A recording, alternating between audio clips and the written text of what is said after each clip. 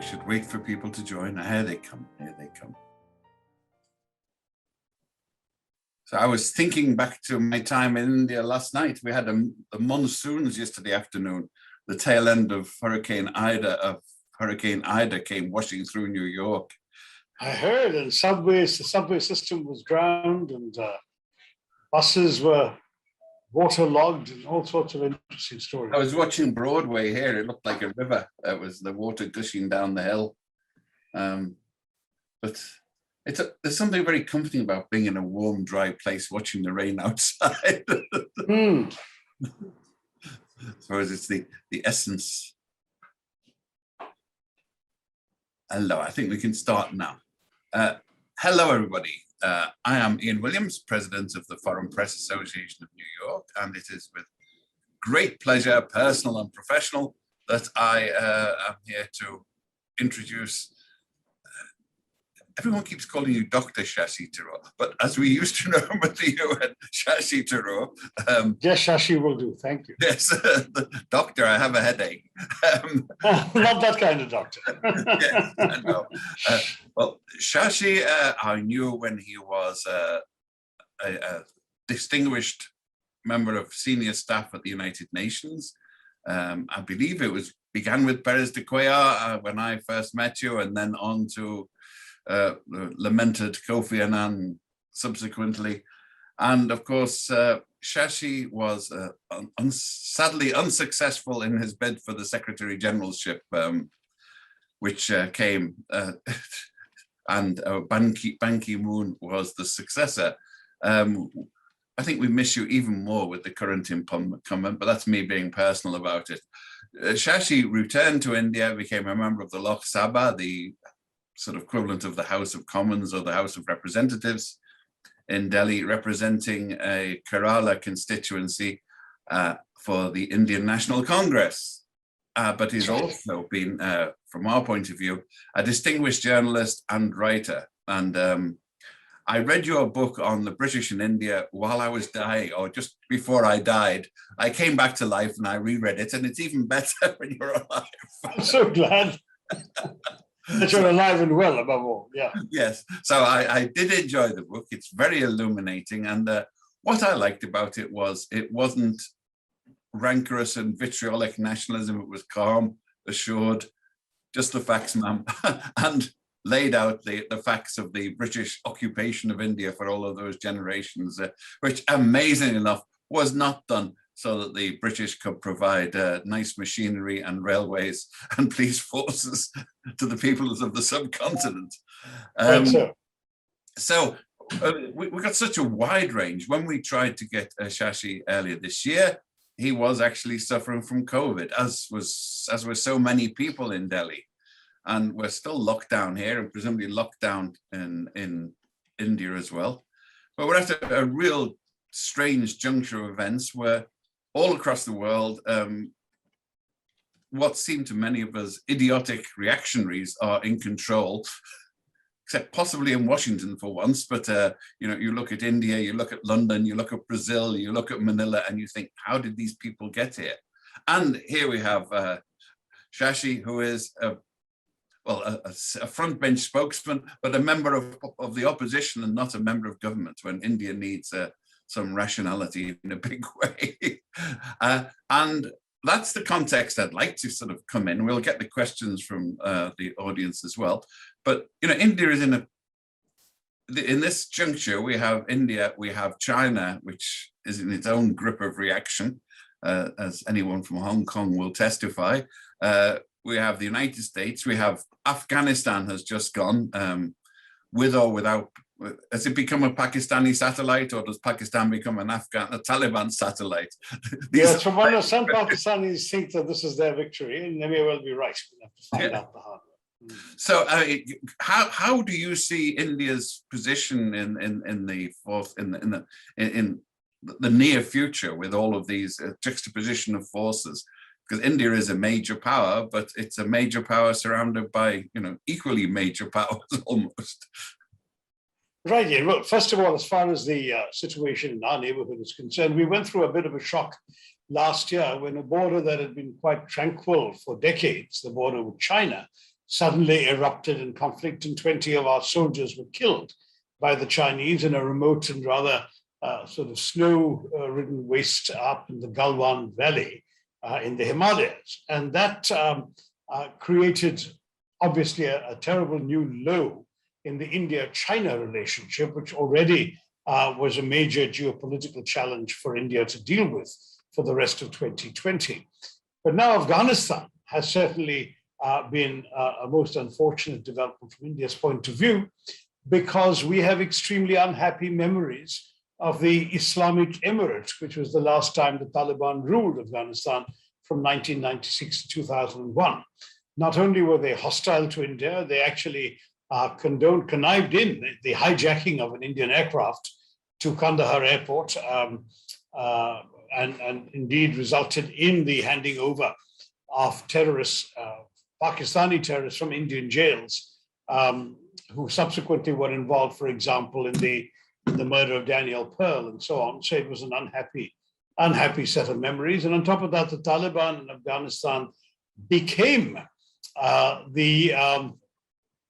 the basis, the source, the base for unleashing militancy, hostility, and terrorist attacks on India. So when 9/11 led the US to get rid of the Taliban government in Afghanistan, India was amongst those that side with relief, and then spent the next 20 years investing rather heavily in Afghan democracy. We didn't send in security forces as the Western countries did, but what we did was spend $3 billion of our taxpayers' money, which makes us the second largest aid donor to Afghanistan in the last 20 years, doing everything from bringing 24/7 electricity to Kabul, constructing the Zaran-Dalaram highway that cut right across to the southwest of Afghanistan, building the famous Salma Dam that generates hydroelectricity, building the Afghan parliament, the biggest maternal and child health hospital, and then hundreds of smaller projects, including girls' schools in many parts of Afghanistan. It was an investment in the future of Afghan democracy. And that investment has now ended up as assets in the hands of the Taliban. So you can imagine there's a sense of anxiety in Delhi. We haven't closed the door on the Taliban just in case the Taliban actually means it, when their spokespeople talk about a new sort of Taliban that is going to actually not go around beating women when they are walking on the street, or forbidding them from going to school and university, forbidding them from traveling anywhere without being accompanied by male relative, all that sort of thing. And when they're also saying that they will give an amnesty to anyone from the past, every statement by the spokespeople so far seems to have been belied by an actual action on the ground that has fallen short of the assurances conveyed in those statements. So India will have to be wary, but India is trying to have some contact. And meanwhile, the Pakistanis have publicly celebrated the Taliban's victory as having broken the shackles of slavery, I beg your pardon, to quote Prime Minister Imran Khan. The shackles of slavery is what the Taliban is supposed to have broken, while they're busy imposing other shackles of slavery on other people in their own country. I don't quite know where all this is going to lead, no one does, but I will say that for India, the biggest worry in the longer term would be if the result of this Taliban takeover were the emergence of a China, Pakistan, Afghanistan axis in the region. Two big concerns there. One is, of course, China has been much more invested in Pakistan than ever before. $90 billion is what they poured into the China-Pakistan economic corridor, making it the single largest project of the Belt and Road Initiative anywhere in the world. And that corridor goes all the way down to the port of Gwadar and enables goods from the Gulf countries to come up the road into Western China, to Xinjiang and so on. So it's of immense geostrategic and geoeconomic value to the Chinese. That's one major investment. Second are the stories we hear of the Chinese talking to the Taliban saying, we don't want you doing anything that will mess up our involvements in Pakistan, but if you are prepared to work with us, we can be very generous to you too. And not only will we be generous, but of course, There are mineral resources in Afghanistan we could help you exploit, and so on and so forth. All of which suggests that we are looking at a pretty decent relationship between the Taliban and Beijing, an already existing good relationship between Beijing and Islamabad, and then a client-state relationship between the Taliban and Pakistan, which has, of course, sponsored and sheltered the Taliban's leaders for the last 20 years in places like Quetta, Peshawar, and Miran Shah. So to cut a long story short, here's an axis of three countries which have all been inimical to Indian interests. But unlike the last time when the Taliban were in power, this time the Russians and the Iranians don't seem as hostile to the Taliban as they were last time. Right now, they seem to be talking. They seem to have lines of communication open to the Taliban. And therefore, in any hostility towards India from these countries, they seem more likely to be neutral rather than range on India's side. So if you want to hear about India's tough neighborhood, that's the summary. We're in a tough neighborhood that just got very much tougher. Well, one of the issues that is almost amusing in an ironical way is that we have several countries, Pakistan and the new Afghanistan, based on Islam on their banner, and yet they seem to be remarkably insouciant about the fate of their Muslim colleagues in Western China, and the Uyghurs and others. You don't see that as a potential cause of friction at some point, or are they? No, I think that's geopolitical realism on that point. They issued a statement talking about all the different bits of liberation they were hoping to see happen in the Muslim world, but the Uyghurs were conspicuously left out.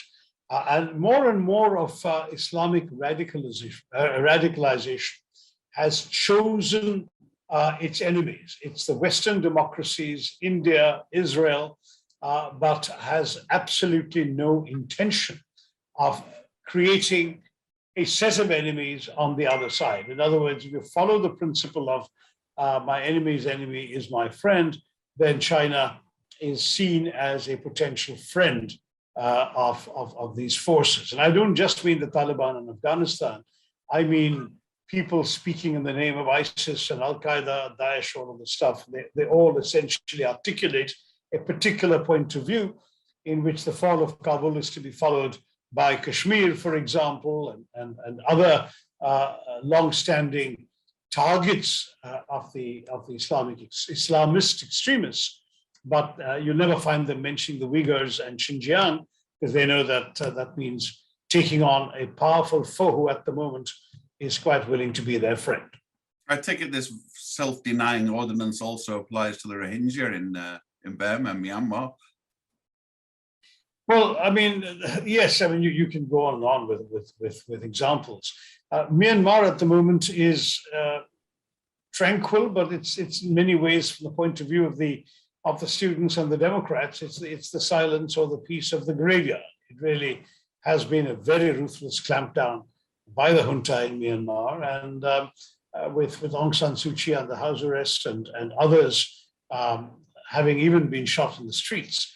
We're not looking at a particularly pretty picture there, but the military have repeatedly shown in Myanmar or in Burma over the years that they have what it takes to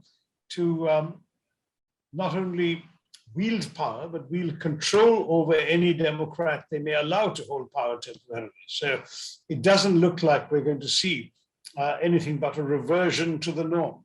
Aung San Suu Kyi seemed to be gradually exploring an increase in her authority, and the voters gave it to her and to her party, and the military promptly took it back, as they did in 91, 92, and as they did in 61, 62. There's nothing new under the sun in that way. Mm-hmm. One of the major Chinese exports in this period has been the, let's say, political technology, the technology of political control. And I think it was in use in Myanmar.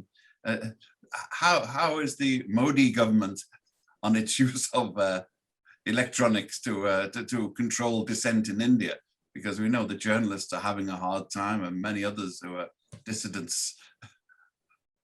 I'm assuming you're alluding to the Pegasus scandal that rocked our parliament during the monsoon session.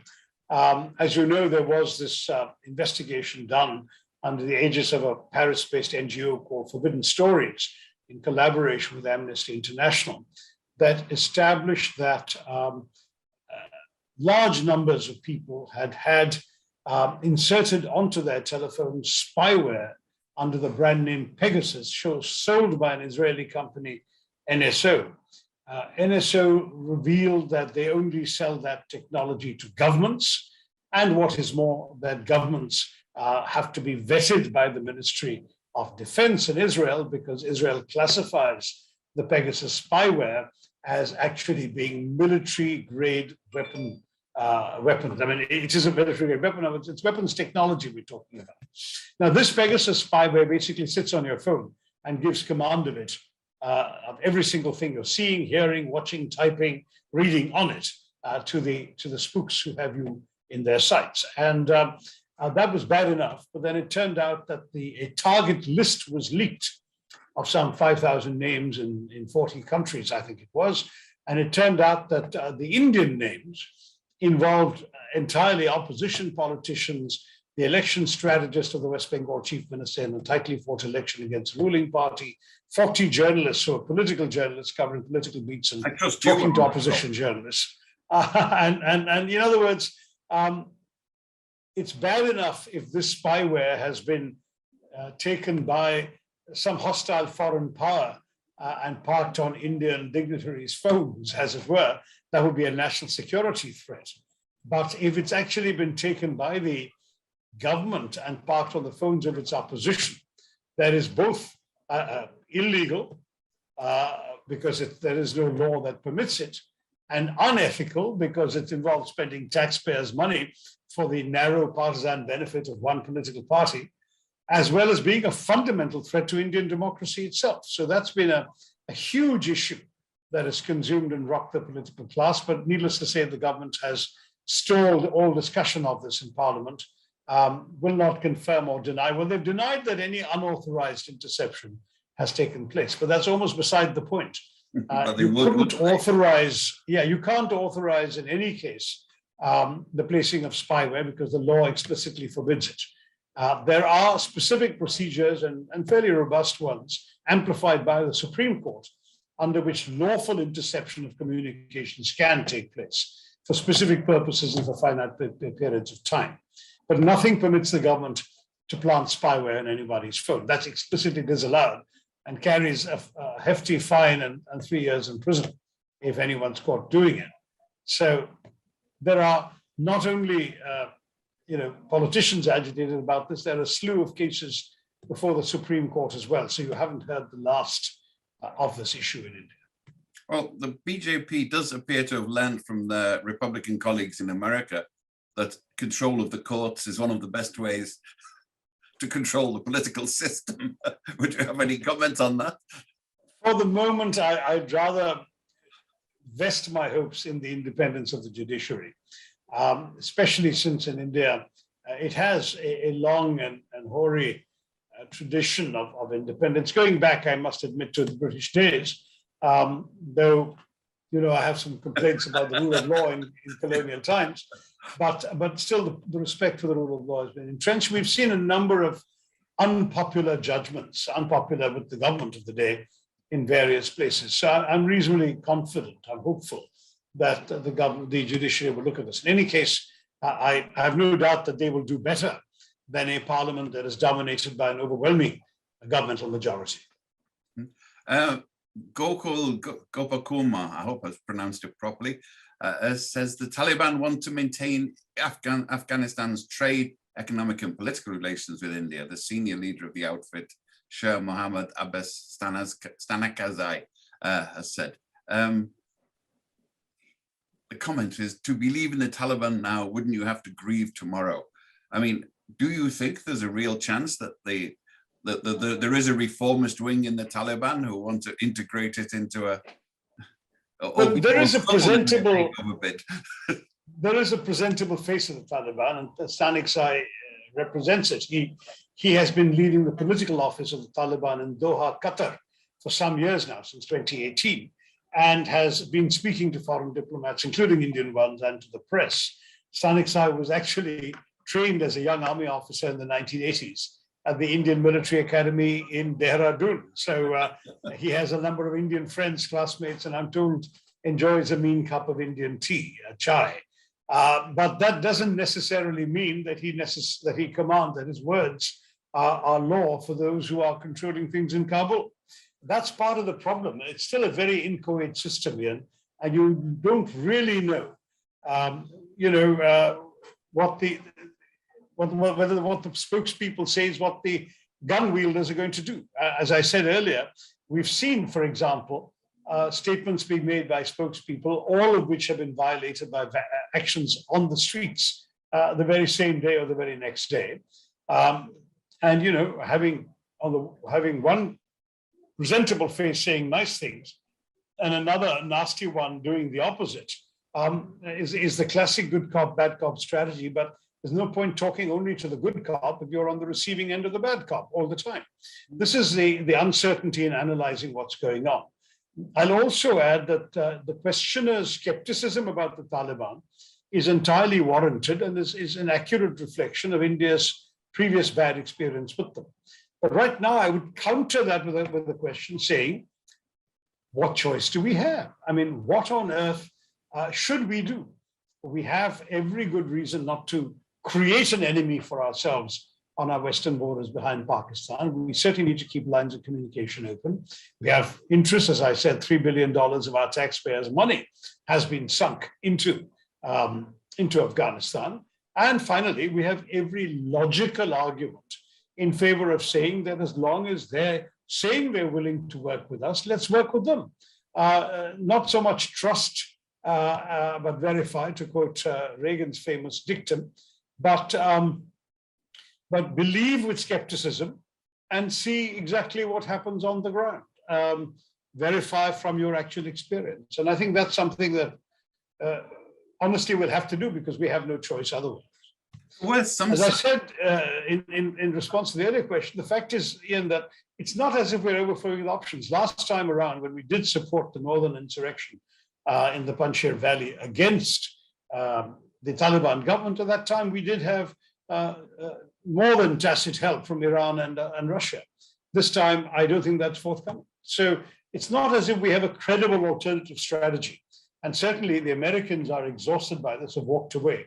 And they're not going to be there to help a different sort of strategy. So why should we stick our necks out when we are actually living in the neighborhood and we're the ones whose marketplaces, cinema theaters, and hotels could be the focus of the next Afghan bombers if we antagonize them? Let's see if we can actually keep them more or less happy.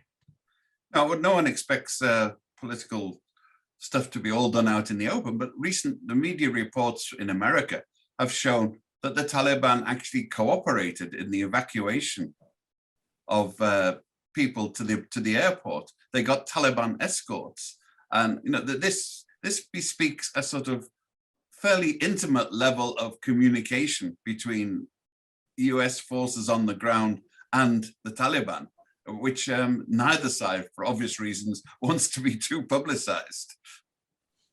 Fair enough. And in practice, when I heard there were 13 checkpoints in the city of Kabul between the center of the city and the airport, clearly you weren't going to get through those without having some sort of coordination with the Taliban. Those checkpoints are manned by different Taliban people. So yes, there must have been coordination. And every country that evacuated its nationals must have coordinated with the Taliban in order to do so effectively. I'll raise my cup of Darjeeling tea every morning. Good for you. I'm on hot water now because you're. Pot of Darjeeling. I hope I'm not too hoarse and I'm audible and clear, which is what matters. So this might be a bit close to home for you.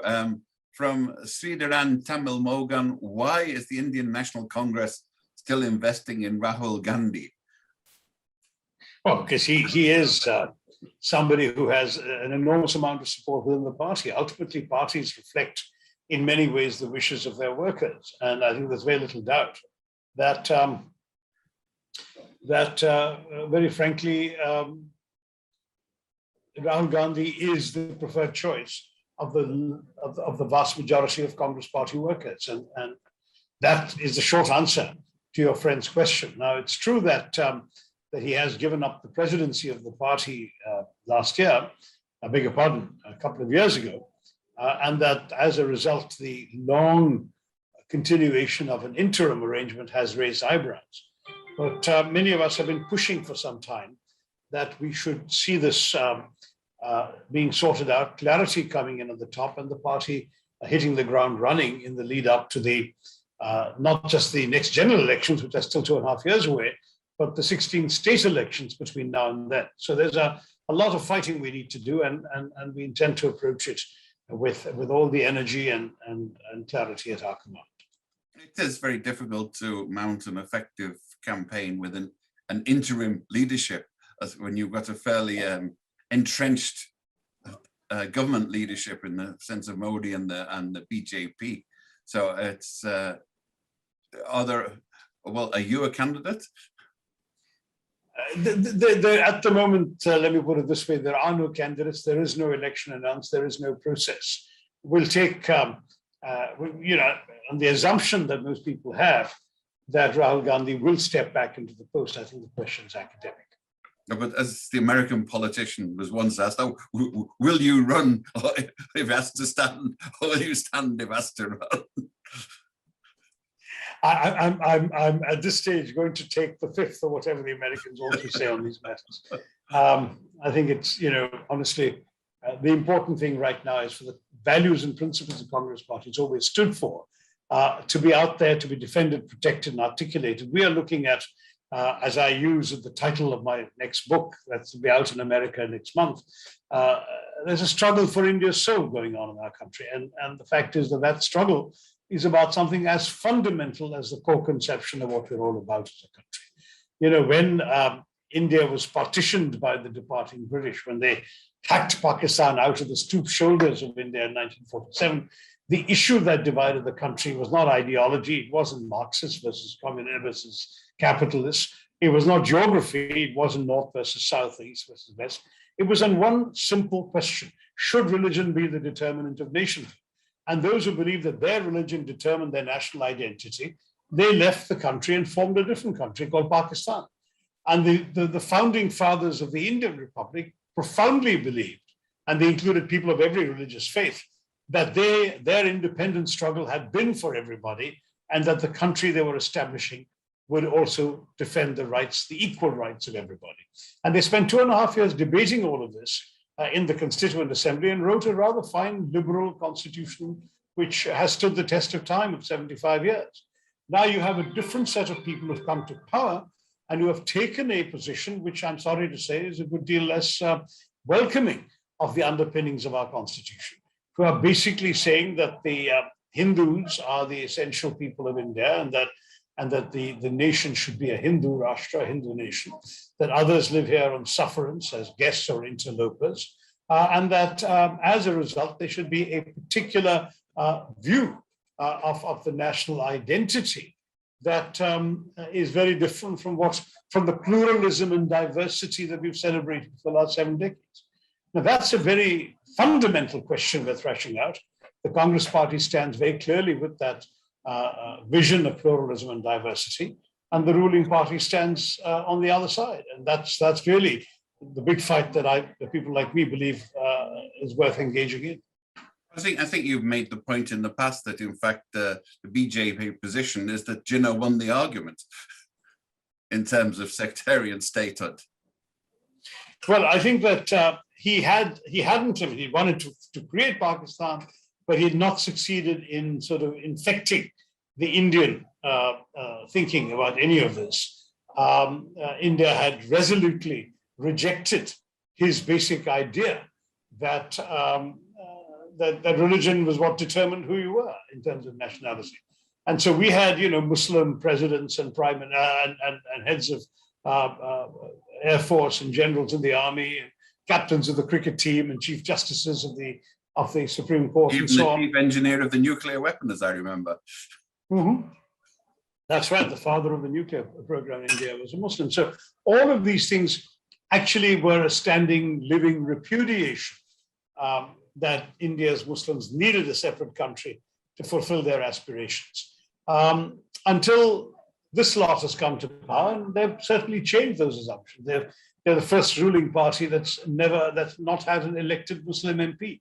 They've got a couple of token Muslims in the upper house, but none in the lower. They haven't even put forward candidates with a chance of winning anywhere. And so you've got a party that basically says we can rule India without paying heed to a substantial minority, 14% of our population. That's over 200 million people. And that's again very worrying. It's worrying for India. It's dangerous for India. And it's also dangerous, I must say, if I may be so bold, it's dangerous for the world at large, because I think the world needs India to continue to be what it was. Perhaps the most remarkable example of the successful management of diversity that the developing world had to offer over the last 7 decades. And getting close to our heart and where we first met, Arman Mathur, the world seems to be in a state of turmoil, an impending humanitarian crisis in Afghanistan, a pandemic that seems to be rearing its head in many countries, and erosion of liberal democracy being apparent at the surface everywhere, as far as I can tell. And yet the UN is notably in the background. Where is it?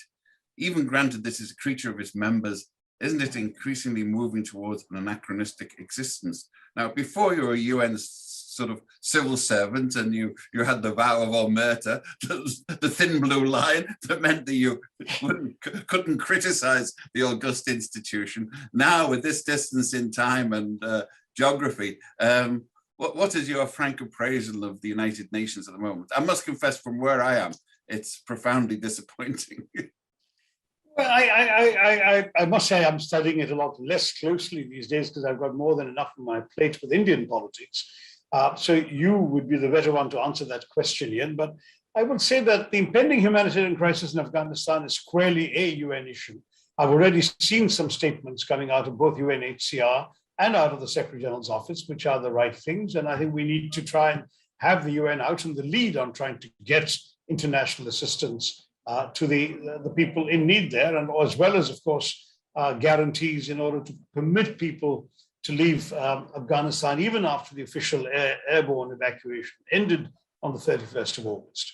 On the pandemic, clearly the UN system in the shape of the WHO is in the lead, and I think though the Trump administration challenged that, I would argue that the Biden administration is happy to be committed once again to working with the WHO on that.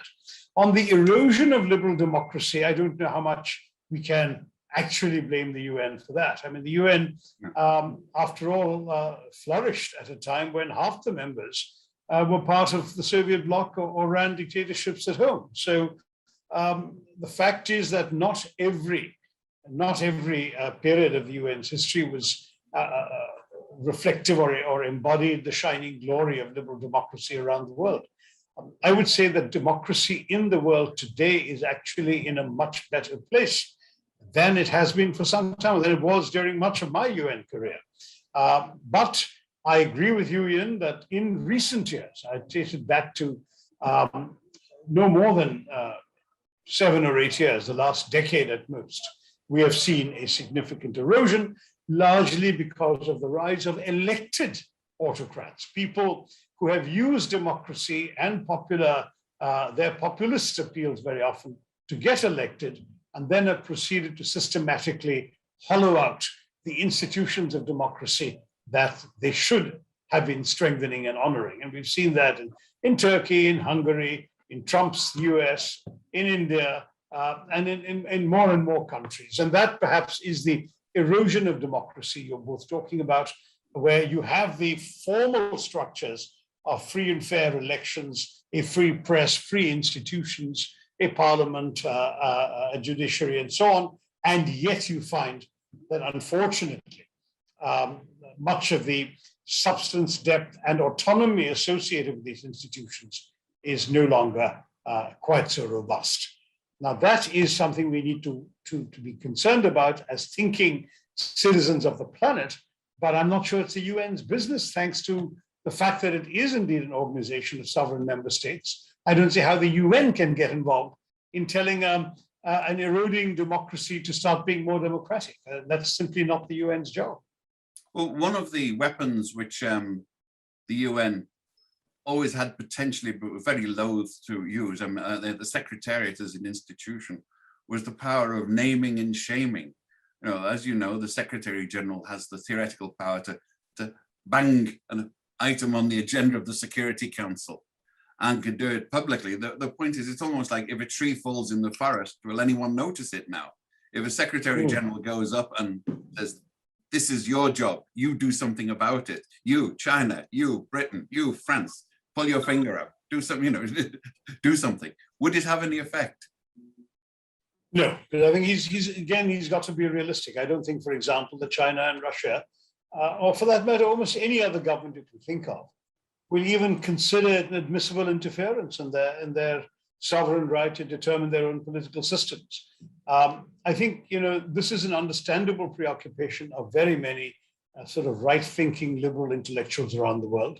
You and I are probably card-carrying members of that brigade, but to look to the UN to solve every single one of our concerns is not realistic, because the UN works effectively, when it does work effectively, as an emanation of the member states that constitute it, by staying out of most of the internal political arrangements of those member states.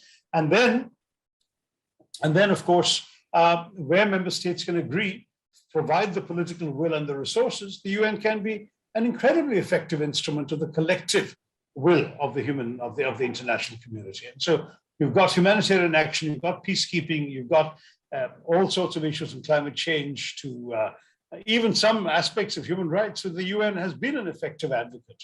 But when it comes to internal political deficiencies of would-be democracies, I think it's hands-off UN. I think the Secretary General, any Secretary General will probably recognize that.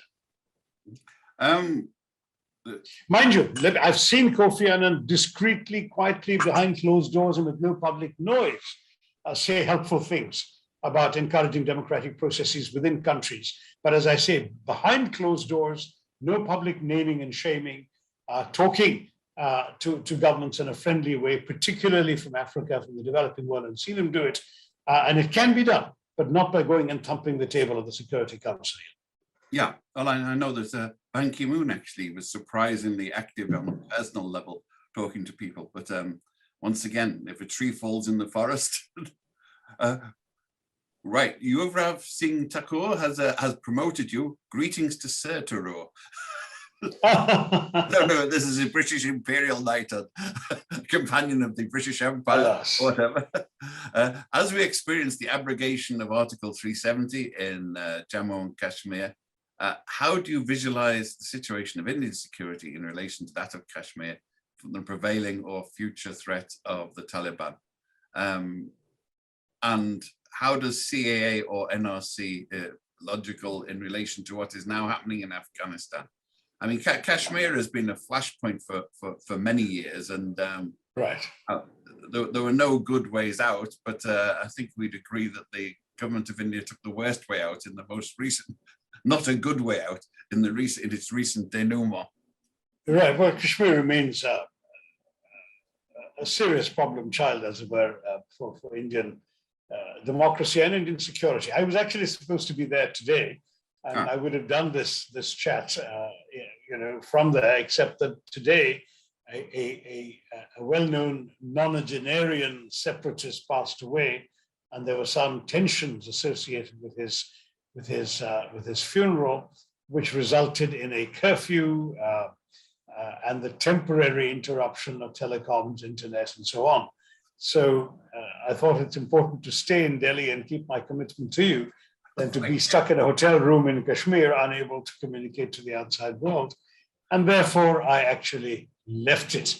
And I'm going to go tomorrow morning leading a parliamentary committee, ironically enough, a parliamentary committee on information technology, to look at the situation there.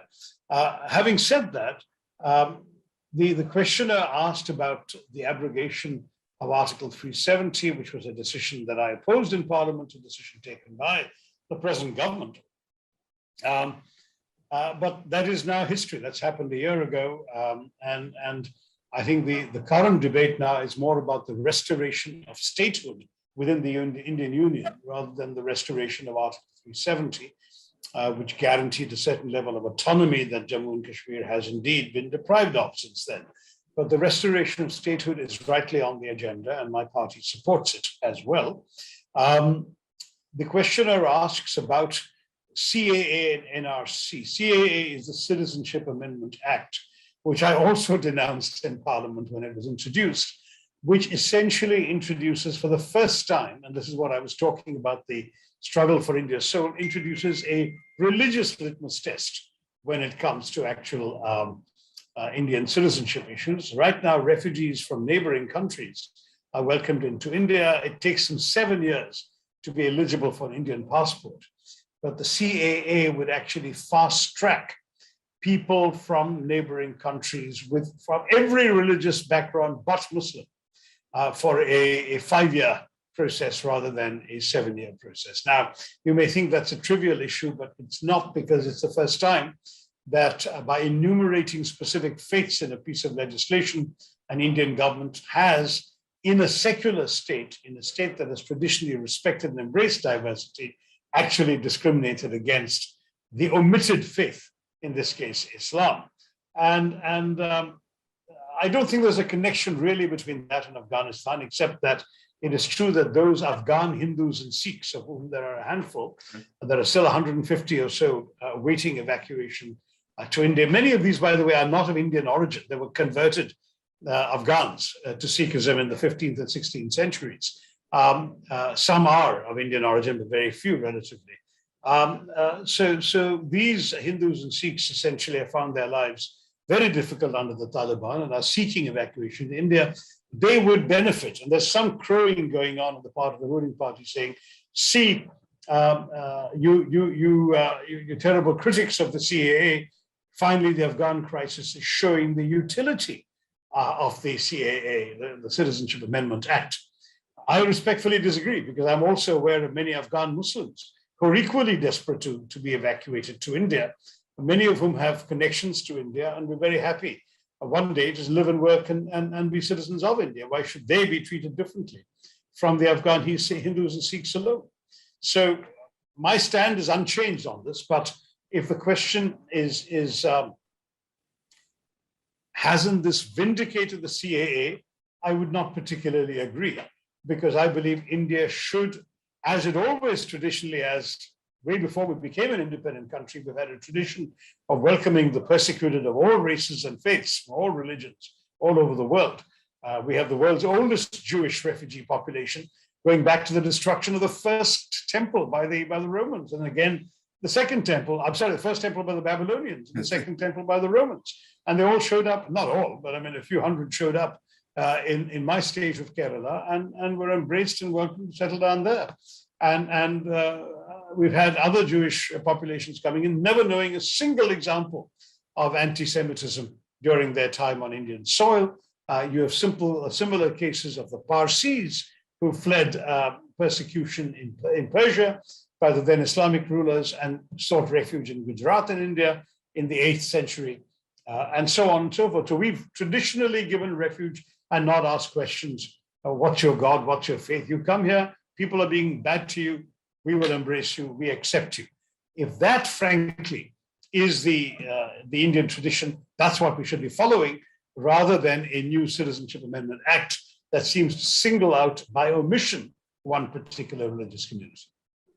Now, Catherine A., obviously a fan, if you're following, you wrote Reasons of State on Indira Gandhi's foreign policy. What's your take on current foreign policy? I think we've covered that, but will we see another book on this, a sequel to Pax Indica? And this is the kicker, will you write about your days at the UN soon, or do you consider it too boring? I have actually written a foreign policy sort of book. It's called The New World Disorder, and it's a study of frankly, the way the world is at the beginning, just before COVID struck. It's co-authored with my friend Samir Saran, who leads an Indian think tank called the Observer Research Foundation. It's not published in the US, but a good old Amazon will get it for you if you're interested. So that's on international affairs. But I think after Pax Indica, I've kind of moved on to other sets of concerns. And though there is a section on Narendra Modi's foreign policy in my book, The Paradoxical Prime Minister, which talks about his first term, I don't really plan to devote an entire book to foreign policy in the foreseeable future. Will I write about my days in the UN? I don't know. Ian, I once nurtured ideas of writing a novel about the UN, never quite found the time to write any fiction, because fiction requires not just time, which is scarce enough, but a space inside your head to create an alternative universe and populate it with characters and episodes and lines of dialogue that are as real to you as what you're going through in daily life. And my daily life has been too demanding for the last 20 odd years, both at the UN and in Indian politics, surely permit me to write fiction. But a memoir one day, well, I think when it's clear that I have not much left that I'm capable of achieving in politics or public life, maybe I will retire to a cubbyhole somewhere and churn out a memoir that will satisfy the questioner by talking about my UN days. Who knows, or by then my memory may have faded to such a point that it may be an unreliable memoir of my time in the UN. And all of you who are there may correct me. I'd respectfully submit that in the light of fiction, the UN Secretariat, its environs, provide an alternative reality. You don't have to invent a fantastic it exists. You're in it and you observe it. It was a sort of how should we say, Trigvili through the looking glass almost, if you take it on. But I would respectfully suggest you reconsider about the novel. The characters are all there. We've seen people who've seen them in practice. Yes. Arman Mathur again, once now the US has withdrawn from Afghanistan, many seem to hail it as a symbol of the weakening of the West in their self-proclaimed role as the harbinger of democracy. In this new configuration, how much credibility does the West, especially the USA, now possess when they pull up developing nations on democracy, since they themselves are no longer the Wilsonian shining city on the hill? I'm not quite sure they ever were that, but although they did pretend to be. But well, Wilson and then Ronald Reagan used that phrase, as you know.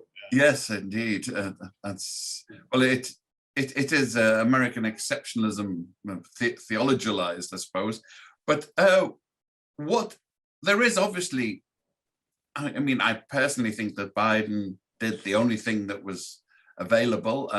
He was completely wrong-footed because it showed that the US didn't know what was going on.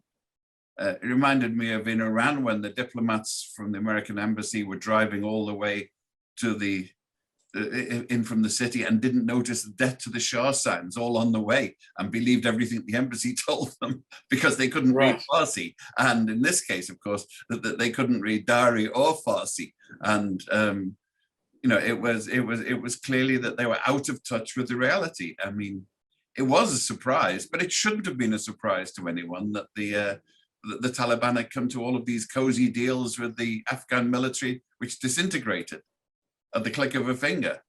But that is a real blot on the escutcheon of the US intelligence, and therefore its prestige and power in the world, isn't it? Right. Well, I mean, I think that's fair to say that they've taken a bit of a blow that their public relations folks are going to take a while to recover from. And equally, I think it's fair to say that some of the assurances that they give to would-be allies in the future will be received with much more skepticism after the way in which the Afghan misadventure has ended. At the same time, I think, you know, it's different when you look at 20 years of war weariness and fatigue on the one hand, and a government saying that we prefer to work with democracies because we believe they embody a set of values that are needed in the world and that are better, frankly, than the alternative embodied by China. Now, if this is where Biden is drawing the line on democracy, I'm not sure that losing Afghanistan destroys his credibility at all in that regard. If anything, my counter argument would be that Afghanistan is undoubtedly a setback for America's being able to convey an assurance of power and confidence and endurance in the world. But it is not necessarily a setback for democracy per se, because democracy is a way of arranging the internal affairs of states, and all Biden so far seems to be saying is not that he will intervene in various countries to prop up democracy, but that countries that are democracies and that uphold these values and verities will be welcome to make common cause with the US across a whole range of endeavors against a different kind of tendency promoted by certain countries. Now, that's where the new dividing line is. And I'm not advocating a new Cold War 2.0, but as an Indian Democrat, I'm glad that exists, because that may still help shame some would-be autocrats in my own government into realizing that they'll forfeit membership of that club if they continue down a particular path within my own country. And therefore, that gives hope to people who want to see pluralist countries, who want to see liberal democracies, who want to see free institutions within countries around the world flourishing and getting moral support from the biggest one of them all and the richest one of them all. So that's something which I believe is worth doing. I think young Arman Mathur has asked an important question, but I think he's conflated two unrelated things. The credibility of the US as a quote unquote superpower is certainly not the same as it was. But the legitimacy of its ideas about democracy as an inherently healthy way of ordering societies, that's something where I think many of us would agree, given the realities of our own countries, that we really ought to fight for the values and principles of democracy in our own societies as well. Biden has an unenviable task, which I think he's not handling too badly. How do you stand up for principles vis-a-vis China without provoking a Cold War? So on the one hand, you can kowtow and give them what they want and say, by the way, here's Taiwan and Hong Kong on a plate. Would you like sauce with it? Or do you stand up? Look, Ian, I mean, our problem with the Chinese has become more serious than a Cold War. I mean, I suppose there is a Cold War, but there is certainly a hot war that we've just been trying to recover from. No shot had been fired in anger across the snowy wastes of the Himalayas since 1976. And suddenly you have this incredibly unnecessary misadventure by the Chinese, which ended up with 20 of our soldiers dead, so they can get some trivial tactical gain over a sort of a little nook of land, the junction of the Shyok and Galwan valleys, which honestly they will only need in the event of a war that we should never have expected they would want to fight. So it was a really bizarre development, and it certainly made many of us rock back on our heels and think about what exactly China's intentions are in the subcontinent, and if indeed there is the serious emergence of a hostile axis of China, Pakistan, and Afghanistan. So to my mind, these are things that we worry about, and the Cold War per se with China is not quite a Cold War in the US-Soviet sense, because China is our largest trading partner. Well, it depends on how you count. So when you add services, the US is our largest trading partner. And if you look at oil, the UAE probably, and the Gulf countries, the GCC would be our largest trading partner. But China is a very, very big player in our export-import trade, about $80 billion, which in the Indian economy is a substantial sum of money. And that's not been the case with previous Cold Wars. The US and the Soviet Union had practically no engagement with each other, economic or otherwise. So here we have a situation where a lot of Indian companies, for example, would suddenly find themselves in very grave trouble if the Cold War erupted into a suspension of trade relations with China, for example. So this is a different kind of situation, but the fact that there has been shooting, the fact that there has been dying, these are not things that any responsible democratic politician can overlook. And as a result, there is certainly a new tension in the relationship with China and a new preparedness to recognize China as an adversary and indeed as a potential enemy, which we simply cannot afford to be complacent about. Well, I think we have reached the end, Shashi. I've got to thank you on behalf of the Foreign Press Association for making the time to speak with us. Has that somebody snuck in with a question while we were talking? It was on what we were saying. Why is it so hard for you and your party to accept that Nehru was wrong in his assessment of the India-China relation? Hindi Chini bye-bye was flawed to its core. This is, I don't expect you to comment on whether Nehru Ji was... Right. I see there's a question on the chat box from Marwa about COVID. And just to say, I'll give a short answer. We had a bad first wave and a worse second wave. The second wave was horrendous between roughly late February and late May this year, where India ran out of medicines, ran out of hospital beds. People were gasping for air and there were no oxygen cylinders available. It was a terrible situation. But we have come over the hump. And most Indian states, with the embarrassing exception of my own, Kerala, are now seeing a dramatic drop. For example, Delhi had a grand total of 18 cases yesterday, 18 in a city of some 20 million people. So we're looking at a situation where there is no doubt that India is over the worst, but might there be a third wave? No one is sure. So we will only be able to take stock once again when the next couple of months go by with the continuation of this trend. Marwa also asks what went wrong, and that's too long, I think, in the remaining time to address.